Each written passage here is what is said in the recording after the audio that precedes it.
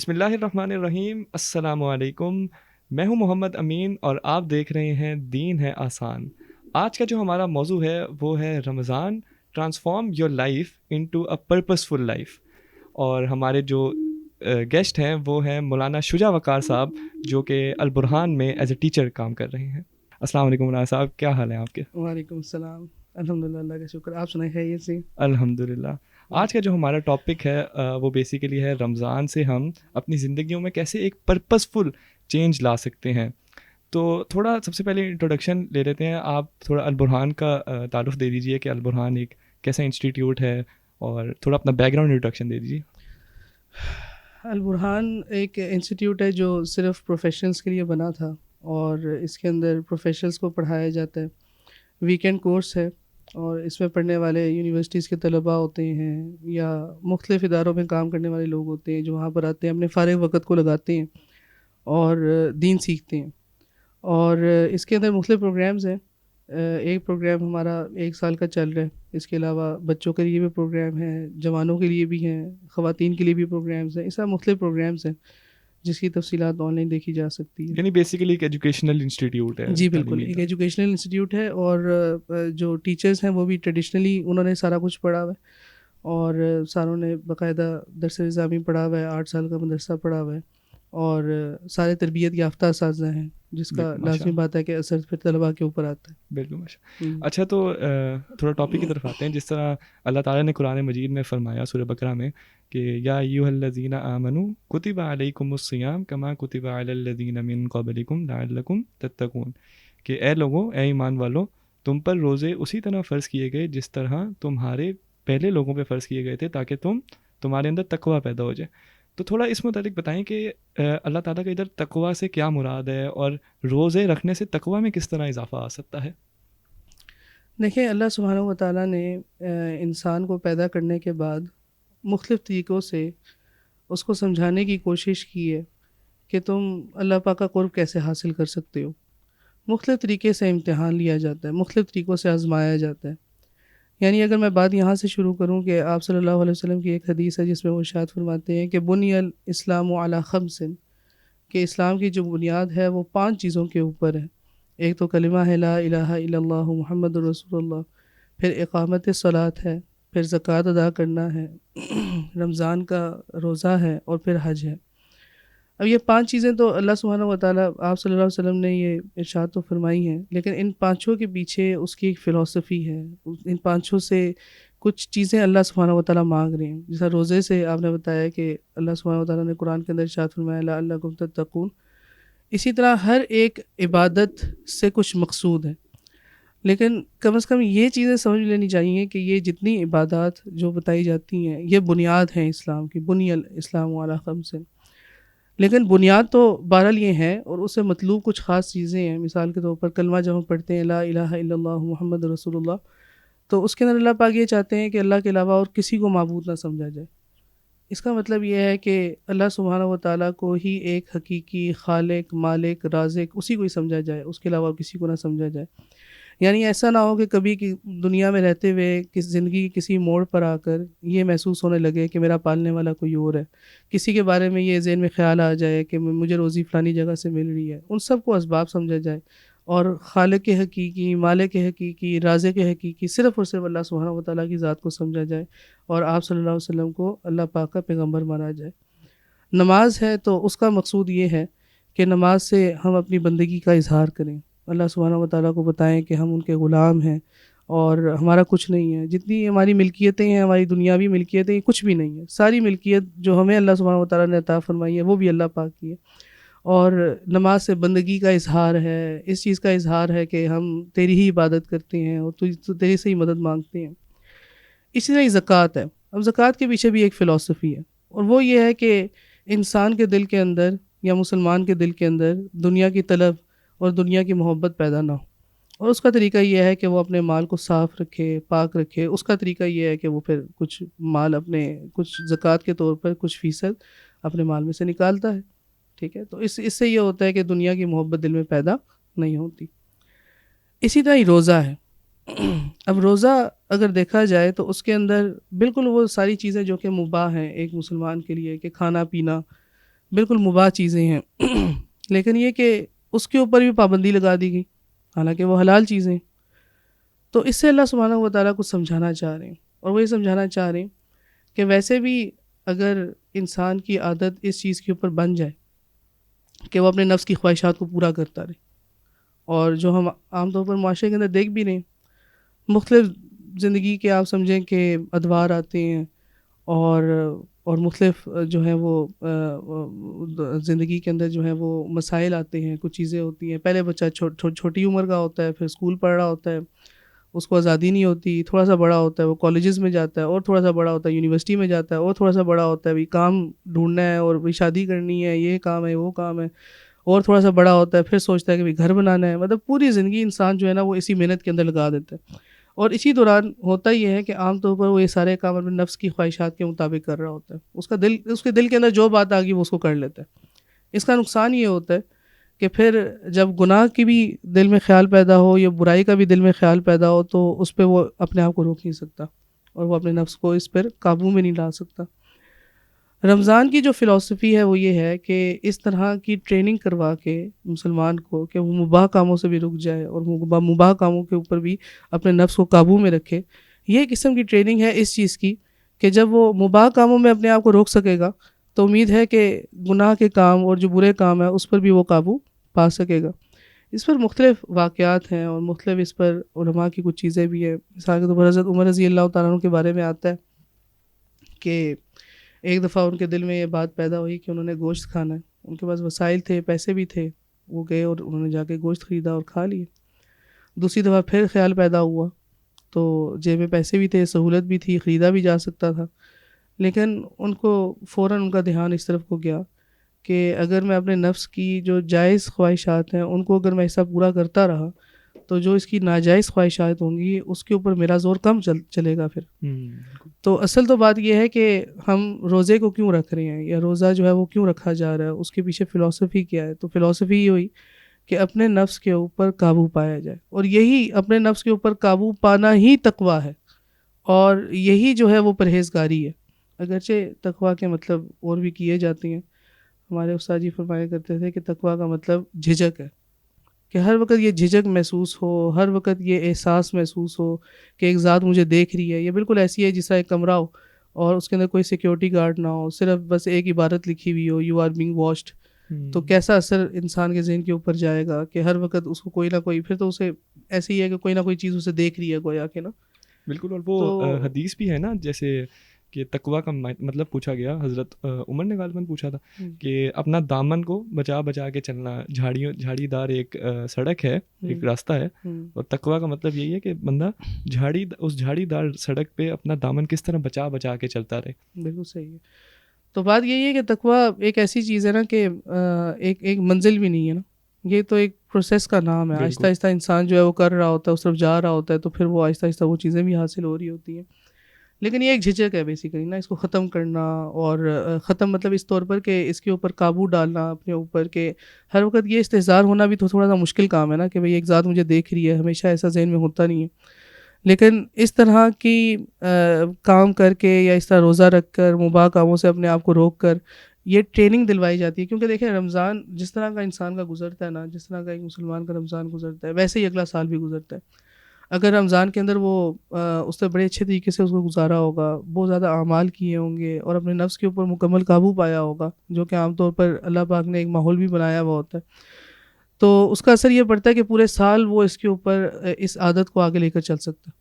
یہ ایک عجیب ایک برکت سمجھے آپ رمضان کی. لیکن جو رمضان, جس سال کا رمضان اچھا نہیں گزرتا اس اعتبار سے کہ گناہوں سے بھی بہت زیادہ نہیں بچے اور غلط کاموں میں بھی لگے رہے, تو اس کا اثر پھر اگلے سال بھی نظر آتا ہے. کہ اور اسی وجہ سے دیکھیں آپ صلی اللہ علیہ وسلم کی ایک حدیث ہے جس میں یہ بھی فرماتے ہیں کہ ایک رمضان دوسرے رمضان تک کے لیے بیچ کا جتنا ٹائم ہے نا اس کے لیے وہ کفارہ ہے. گویا خود آپ صلی اللہ علیہ وسلم کو پتہ ہے کہ ایک آدمی کا رمضان اگر اچھا گزرے گا تو اگلے رمضان تک یہ کوئی بہت زیادہ برے اعمال نہیں کرے گا, یہ اچھا وقت گزارے گا. تو اٹس آل اباؤٹ ٹریننگ, کہ آپ ٹریننگ کر رہی ہیں اپنے نفس کو قابو کرنے کی. پورے سال اگر آپ قابو رکھیں گے اس کو تو تقویٰ حاصل کرنا اور تقوی کے اوپر چلنا نسبتاً آسان ہو جاتا ہے. اور ہے بھی صرف 30 دن, جیسے اللہ تعالیٰ قرآن میں بھی کہتے ہیں ایام معدودات, بہت تھوڑے دن ہیں، تو ان تھوڑے دنوں سے بھی اتنا بڑا افیکٹ پڑ جاتا ہے. تو یہ بتائیں کہ یہ تو ہم نے اعمال کی ساری بات کر لی نا، کہ نماز، روزہ، حج، تو اس میں علم کا کتنا بڑا پارٹ ہے کہ ہم رمضان میں اپنے آپ کو علمی طور پہ کس طرح سے جوڑیں قرآن کے ساتھ، حدیث کے ساتھ، اور اس کو اپنے ڈیلی معمول میں کس طرح سے پارٹ بنائیں کہ زیادہ ہمیں بوجھ بھی نہ محسوس ہو، آسانی کے ساتھ ہم تھوڑا تھوڑا پڑھ لیں. اس کے بارے میں بھی اگر آپ تھوڑا بتائیں. جیسے میں نے آپ کو بتایا کہ رمضان کے اندر ویسے ہی کہ بڑا اچھا ماحول بنا ہوا ہوتا ہے قرآن پڑھنے کا بھی، حدیث کا بھی. تو ہونا تو یہ چاہیے کہ ہم اپنے اوقات کو صحیح طرح سے مینیج کر لیں اور صحیح ٹائم مینجمنٹ کے ساتھ جو ہے وہ چلیں.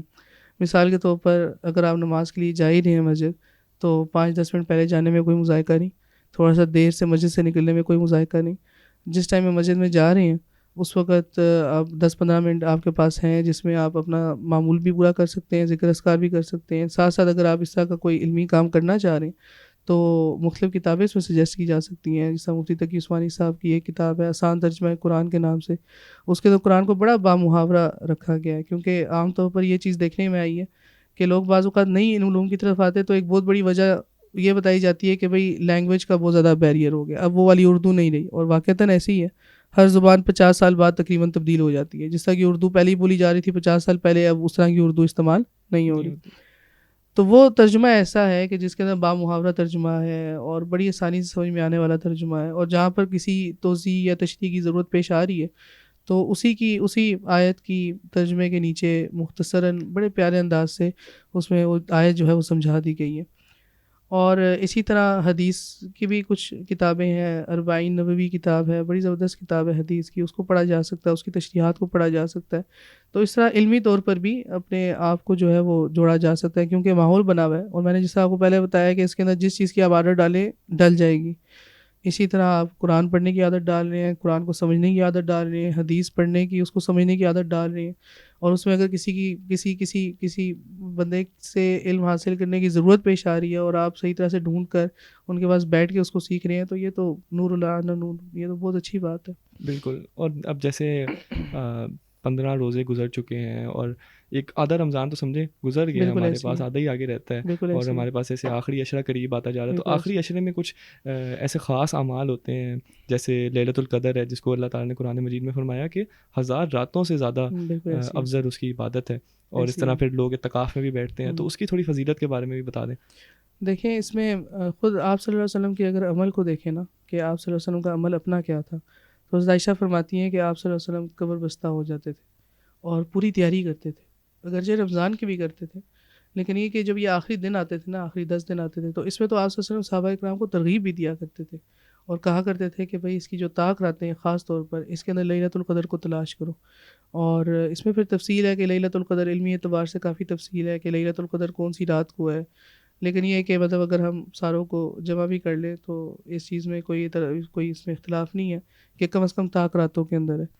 اور طاق راتوں کے اندر علیحدہ سے کچھ عبادت کریں اور زیادہ عبادت کریں اللہ پاک کا زیادہ قرب حاصل کرنے کے لیے.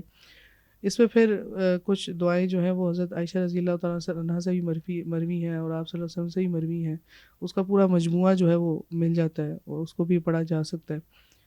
تو یہ کچھ کرنے کا کام کیا. لیکن ایک بات ضرور ہے کہ لیلۃ القدر کو تلاش تو کرے، اس کی کچھ نشانیاں بھی ہوتی ہیں عام طور پر، لیکن اس سے پہلے جو کرنے کے کام ہے لیلۃ القدر ملنے سے پہلے کے کام، وہ یہ ہے کہ آپ صلی اللہ علیہ وسلم نے ایک جگہ ارشاد فرمایا تھا کہ لیلۃ القدر میں ہر بندے کی معافی ہو جاتی ہے، جس کو وہ رات مل جائے اور اس کے اندر وہ عبادت کر دے اخلاص کے ساتھ، اس کو معافی مل جاتی ہے، سوائے اس بندے کے جس کے دل میں کینہ ہو، کسی اور مسلمان کے خلاف دل میں کوئی بات ہو اور وہ اس کو دور نہ کر رہا ہو. تو اگرچہ اس کو رات مل جائے اور وہ مقبول اعمال بھی کر لے، لیکن یہ ہوگا کہ اس کا فائدہ اسے نہیں ہو پائے گا.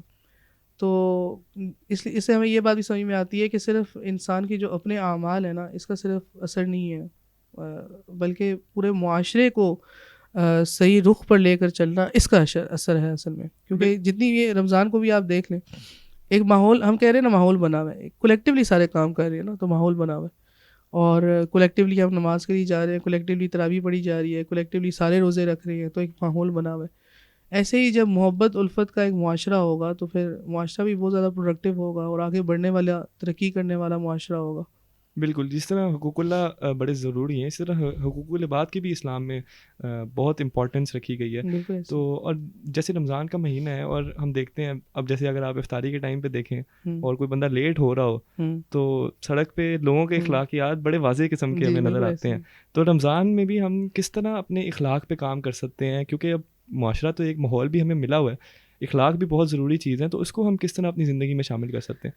یہ سوال ایسا ہے نا کہ اس کا تعلق بھی اسی چیز کے ساتھ ہے کہ رمضان، یا میں اگر آپ کے سوال کو اور تھوڑا سا نا براڈ کر دیتا ہوں، میں یہ کہتا ہوں کہ رمضان سے پہلے بعض اوقات کچھ گناہ بندہ کر رہا ہوتا ہے اور رمضان کے بعد بھی وہ کر رہا ہوتا ہے، تو اپنے آپ کو کیسے بچایا جائے.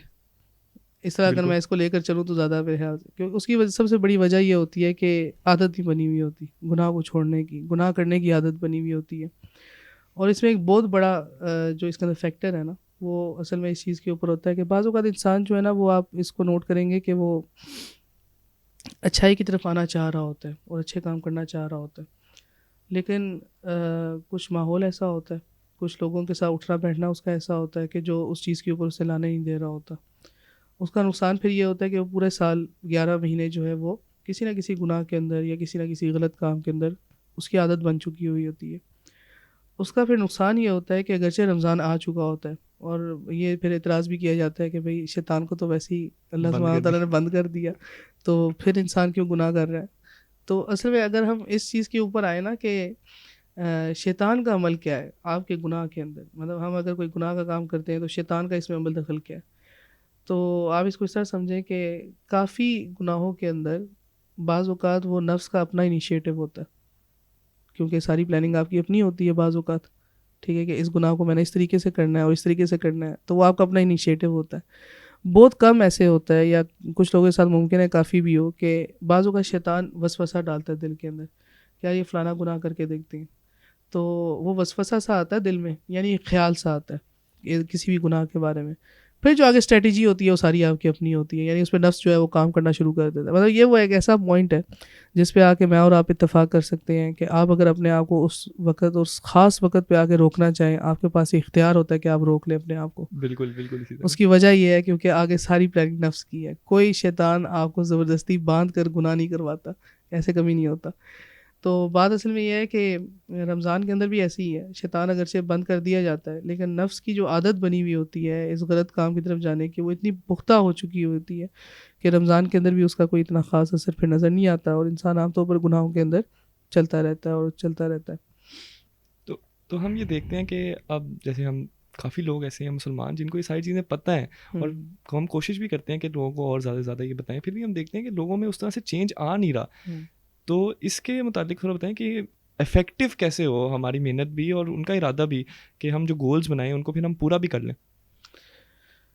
اس میں نا اگر اس بات کو ذہن میں رکھا جائے کہ ہمارا اٹھنا بیٹھنا یا ہمارا ماحول کن لوگوں کے ساتھ ہے، ہم جس انوائرمنٹ کے اندر جی رہے ہیں، ہماری اسلام دعا کن کے ساتھ ہے، اس کا بہت زیادہ اثر ہوتا ہے. جیسے میں نے پہلے بھی بتایا کہ ہماری زندگی جو 11 مہینے کی چل رہی ہے نا، اس کے اندر ماحول بعض اوقات ہمیں کوئی اچھا کام کرنے پر روک دیتا ہے.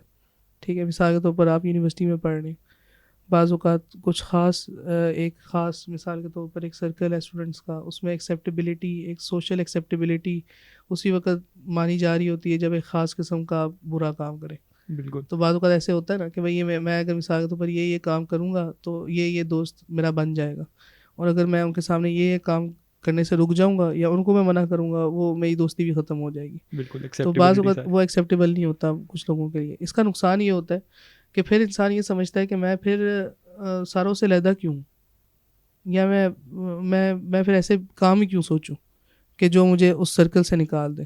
کیونکہ at any given point in time آپ کے مختلف حلقات ہوتے ہیں. مثال کے طور پر جب آپ اسکول میں تھے تو اسکول کے دوست ہوا کرتے تھے، پھر جب کالج میں آئے ان میں سے کچھ تو آپ کے اسکول کے دوست آ گئے لیکن کافی زیادہ جو ہیں وہ غائب بھی ہو گئے. اور جب آپ یونیورسٹی میں آئے تو اب جو آپ کے اسکول کے دوست ہیں ان کے نام بھی آپ کو یاد نہیں آ رہے ہوں گے، جو آپ کے بڑے پکے دوست ہوا کرتے تھے کسی زمانے میں. تو ہر زمانے کے اندر ہوتا یہ ہے کہ آپ کا ماحول تبدیل ہو رہا ہوتا ہے، آپ کے ایک نیا سرکل آ رہا ہوتا ہے. اب یہ ڈپینڈ کرتا ہے کہ آپ نے سرکل یا تو خود چوز کیا ہے یا آپ کو بس وہی اویلیبل ہے. دونوں چیزیں ہو سکتی ہیں نا، کہ آپ نے خود چوز کیا ہے یا وہ آپ کو اویلیبل ہے. تو یہ ممکن ہے کہ یونیورسٹی میں آ کے یا کسی اور جگہ پہ جا کے آپ کو ماحول اویلیبل ہو گیا، اچھا ماحول، اچھے دوست مل گئے، تو آپ بھی تبدیل ہو گئے، لیکن اسی کا دوسرا اثر بھی پڑ سکتا ہے. اچھا بعض اوقات ایسے بھی ہوتا ہے کہ اسکول کے بھی اچھے دوست مل گئے، کالج کے بھی اچھے دوست مل گئے، یونیورسٹی کے بھی اچھے مل گئے، آگے جہاں پہ آپ نے جاب کرنی چاہیے یا جو بزنس آپ نے شروع کرنا چاہا، وہاں پہ آپ کی سلام تو ایسے دوستوں کے ساتھ ہے کہ جس کی وجہ سے آپ تھوڑے سے ڈی موٹیویٹ ہو رہے ہیں کہ آپ دین کی طرف نہ آئیں. تو یہ نا ایک ایسا عجیب چیز ہے ماحول، اور انسان کی جو فطرت ہے خاص طور پر ماحول کے ساتھ جو اس طرح کو ریلیٹڈ ہے، وہ ایسی ایک عجیب قسم کی ہے کہ اس کو اگر ماحول ایک اچھا ماحول دے دیا جائے تو انسان اس کو اڈاپٹ کر لے گا، برا ماحول ملے گا وہ اس کو اڈاپٹ کر لے گا. تو برائی تو معاشرے کے اندر بہرحال آپ کو نظر آ رہی ہے، جو کہ بہت زیادہ ہو چکی ہوئی ہے. اس لیے اس برائی کے اندر رہتے ہوئے بعض اوقات مطلب اب دیکھیں پاکستان کے اندر رہ رہے ہیں اور اسلامی ملک ہے، لیکن بعض اوقات اسی ملک کے اندر آپ کچھ نیک کام کرنا چاہیں، آپ اپنے آپ کو ایلین محسوس کرتے ہیں. اس کی وجہ یہ ہے کیونکہ پورا ماحول اس کے مخالف چل رہا ہے. تو بات اصل میں یہ ہے کہ پورے ماحول کو تبدیل کرنے کی ضرورت ہے اصل میں. تو انسان خود بھی تبدیل ہو، آہستہ آہستہ اپنے گھر والوں کو تبدیل کرے، اپنے دوست احباب کو تبدیل کرے، ان کو اچھی باتیں بتائے، دین کے قریب لے کر آئے، اس کا نفع بتائے، اس کا بینیفٹ بتائے. اور یہ استحضار دل میں رہنا چاہیے. آپ صلی اللہ علیہ وسلم کی یہ حدیث ہے بڑی مشہور، آپ صلی اللہ علیہ وسلم نے ارشاد فرمایا کہ من رأى منکم منکرا فلیغیرہ بیدہ فإن لم یستطع فبلسانہ فإن لم یستطع فبقلبہ وذلک اضعف الایمان. کہ اگر کوئی مسلمان اگر کسی برائی کو دیکھے تو کم از کم یہ 3 کام تو کرے نا. ایک کام یہ ہے کہ اگر زبان سے روک سکتا ہے، اور حکمت اس کے اندر ہے کہ زبان سے روکا جا سکے، یعنی آپ کا دوست ہے، آپ کے ساتھ بڑا بے تکلف ہے، آپ اس کو روک سکتے ہیں کہ نہیں یار یہ کام غلط ہے، اس کو نہ کرو. آپ نے زبان سے، ہاتھ سے اس کو روک سکتے ہیں، ہاتھ سے روک لیں. اگر ہاتھ سے نہیں روک سکتے زبان سے روک لیں. اگر زبان سے بھی نہیں روک پا رہے، مثال کے طور پر ماحول ایسا بنا ہوا ہے، تو کم از کم دل میں اس کی برائی کو رکھیں. لیکن اب وہ دل کی برائی کے بارے میں آپ صلی اللہ علیہ وسلم نے پھر بتایا کہ یہ سب سے ادنا درجہ ایمان کا. بالکل. لیکن پھر ہوتا یہ ہے کہ بعض اوقات ماحول کے اندر ایسی برائیاں اتنی عام ہو جاتی ہیں کہ بعض اوقات دل میں اس کی برائی نہیں آتی. اب یہ بڑی خطرناک بات ہوتی ہے کہ گناہ ہو، برائی ہو، لیکن آپ کے دل میں وہ برائی سمجھی نہ جا رہی ہو. اس کا مطلب یہ ہے کہ اب گناہ خفیف ہو گئے ہیں، بڑے چھوٹے ہو گئے ہیں، اور ان کا جو درجہ اللہ پاک کے نزدیک ہے وہ ہمارے نزدیک اب کچھ بھی نہیں ہے. تو اس کا نقصان بہرحال بہت زیادہ ہے. اس لیے کوشش اس چیز کی کرنی چاہیے کہ اپنے ماحول کو، مطلب یہ 11 مہینے ایسے ہوں کہ جس کے اندر آپ ایسے ماحول میں رہ رہے ہوں کہ آپ کے دل میں صرف بات آئے تو اللہ کی آئے، اگر آپ کے دل میں بات آئے تو اچھے کاموں کی آئے، اگر آپ کے دل کے اندر بات آئے تو نیکیوں کی آئے، بجائے اس کے کہ ماحول کی وجہ سے آپ برائیوں کی طرف جا رہے ہوں. یہ فلانے دوست ہیں، آپ کو بتایا یہ فلانی فلم آج کل آئی ہوئی ہے، وہ دیکھی آپ نے نہیں دیکھی، آپ اس ماحول میں نہ ہوتے آپ کو پتہ ہی نہ لگتا. بالکل. اور لیکن اب اس نے آپ کو کم از کم اب شیطان نے ہی وسوسہ ڈال دیا، یار ایک دفعہ دیکھ لیں. پھر آپ نے پوری پلاننگ بھی کر دی اور سارا کچھ کر لیا، تو پتہ لگا کہ آپ اگر اکیلے ہوتے اور آپ کو یہ چیز نہ پتہ ہوتی تو ممکن آپ اس طرف آتے بھی نہ. یعنی کہا یہ جا رہا ہے، یا اس کو اس طرح سمجھا جائے کہ انسان خود سب سے پہلے انیشیٹو لے، اپنی ذات کو تبدیل کرے، اپنے گھر والوں کی جو ہے ان کو دیکھے کیسے تبدیل کرنا ہے، اپنے دوست احباب کو تبدیل کرے. اور پھر آہستہ آہستہ یہ پھر آہستہ آہستہ بڑھنے والی چیز ہے کہ لوگ پھر آہستہ آہستہ یہ جب بڑھتا ہے آہستہ آہستہ تو پھر ایونچولی اس پورے معاشرے کے اندر سے برائی ختم ہو جاتی ہے. اسی لیے کہا بھی جاتا ہے نا کہ انسان اپنی صحبت سے پہچانا جاتا ہے. بالکل جس طرح ایسی ہے. اس کہ لیے اگر آپ کسی ایک خوشبودار محفل میں آپ بیٹھے ہیں، بے شک آپ نے بظاہر خوشبو نہیں لگائی ہوئی، لیکن جب آپ ادھر سے نکلیں گے تو آپ کے اندر سے بھی اس کے اثرات رہیں گے جو آپ محفل میں جس محفل کا پارٹ آپ رہے ہیں. بالکل ایسی ہے. تو تھوڑا یہ بتائیں کہ اب ہم بھی، ہر ایک انسان میں گناہ کی فطرت تو ہے، سب گناہ گار ہوتے ہیں، کچھ چھوٹے درجے کے، کچھ زیادہ برے. تو ہمیں اس میں توبہ کی امپورٹنس، جیسے اب رمضان میں یہ مغفرت کا بھی عشرہ ہے، اس میں ہمیں دعا بھی مانگنی چاہیے جو دوسرے عشرے کی بڑی ایک مقبول دعا ہے، استغفر اللہ ربی من کل ذنب واتوب الیہ. تو توبہ کی تھوڑی امپورٹنس بتائیں کہ ہم رمضان کو توبہ سے کس طرح لنک کر سکتے ہیں. اس میں آپ کو ایک حدیث سناتا ہوں، اور میرے خیال سے وہ حدیث کافی ہے اس سارے معاملے کو سمجھنے میں کہ توبہ ایک انسان کو کیسے تبدیل کرتی ہے، اور اللہ پاک کے نزدیک وہ انسان کیسا ہوتا ہے جو توبہ کرتا ہے. آپ صلی اللہ علیہ وسلم بتانے لگے اپنے صحابہ کرام کو، ایک دفعہ کہتے ہیں کہ ایک آدمی ہے اور وہ سفر میں جاتا ہے، اور اپنے گھوڑے کے اوپر اس نے اپنا سادہ زیادہ راہ اس گھوڑے کے اوپر لاد دی. اس کا کھانا پینا، اس کے کپڑے، اس کے پڑاؤ ڈالنے کی سامان، سارا کچھ اس گھوڑے کے اوپر ہے، اس اونٹ کے اوپر ہے، اس سواری کے اوپر ہے. اور پھر ایسے ہوتا ہے کہ وہ اپنی سواری کو باندھتا ہے رات کو سونے کے لیے، اور پھر وہ رات کو سو جاتا ہے. اور پھر جب وہ صبح اٹھتا ہے تو دیکھتا ہے اس کی سواری نہیں ہے. ٹھیک ہے.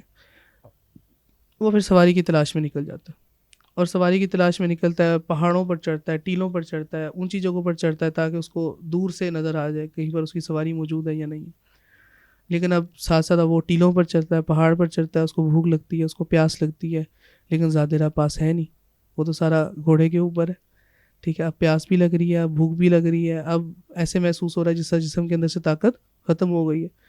تو اب یہ انسان کیا کرتا ہے کہ وہ لیٹ جاتا ہے اور موت کا انتظار کرتا ہے، ٹھیک ہے، اور موت کے انتظار میں ہوتا ہے، بے ہوش ہو جاتا ہے، اور پھر اس کی آنکھ کھلتی ہے تو دیکھتا ہے کہ اس کا جانور اس کے سامنے، ٹھیک ہے۔ تو بتاؤ کتنا خوش ہوگا وہ آدمی۔ تو صحابہ کرام نے کہا بالکل ایسی ہے۔ تو آپ سے فرمایا ہے کہ اللہ سبحانہ و تعالیٰ کی ذات، کوئی انسان توبہ کرے، کوئی مسلمان توبہ کرے تو اس سے بھی زیادہ خوش ہوتی کہ میرا بندہ میرے پاس لوٹ کر آ گیا۔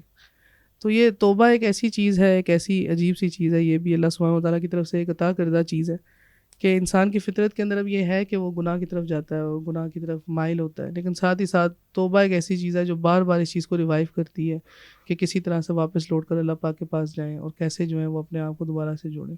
صحیح۔ تو اب آخر میں بس یہ بتا دیں کہ اب جیسے رمضان کا مہینہ تو آیا ہوا ہے اور یہ اس طرح ختم بھی ہو جائے گا، بہت جلدی سے گزر جاتا ہے، پتہ بھی نہیں چلتا، تو اپنی زندگیوں میں کنسسٹنسی کس طرح ہم مینٹین کریں کہ اگلے 11 مہینے بھی ہم جڑے رہیں دین کے ساتھ اور نیک اعمال کرتے رہیں؟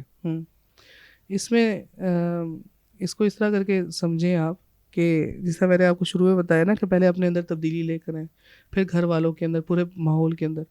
بعض اوقات یہ بھی بڑا مشکل کام ہوتا ہے کہ اپنے اندر کیسے تبدیلی ہے، جس طرح ہم نے بتایا کنسسٹنسی نہیں رہتی عام طور پر، افیکٹو اس کو کیسے بنایا جائے۔ تو افیکٹو ایسے بنایا جا سکتا ہے شروع میں کہ جو اسی طرح کے نیک اعمال کرنے والے دوست احباب ہیں ان کے ساتھ ہمارا اٹھنا بیٹھنا ہو، یہ بہت ضروری ہے۔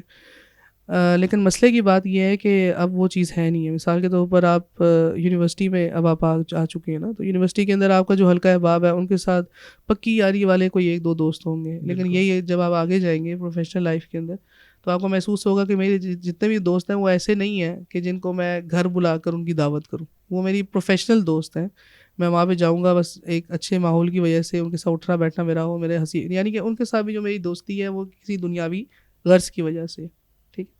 تو آگے جا کر ایسے ہی ہوگا، آپ اس کو محسوس کریں گے آگے زندگی میں کہ دوبارہ سے وہ والی دوستیاں جو آپ کی اسکول کے زمانے کی تھیں، جو بالکل پکی یاریاں ہوا کرتی تھیں، اب وہ چیز نہیں ہے، ٹھیک ہے۔ اب وہ آگے زندگی کے اندر نہیں آئیں گی، اب وہ پروفیشنل دوستیاں ہوں گی، وہ ایسی نہیں ہو سکتی جو آپ کی پکی یاریاں ہوں، آپ اس کے ساتھ کوئی راز کی بات نہیں کر سکیں گے، کچھ بات بتا نہیں سکیں گے۔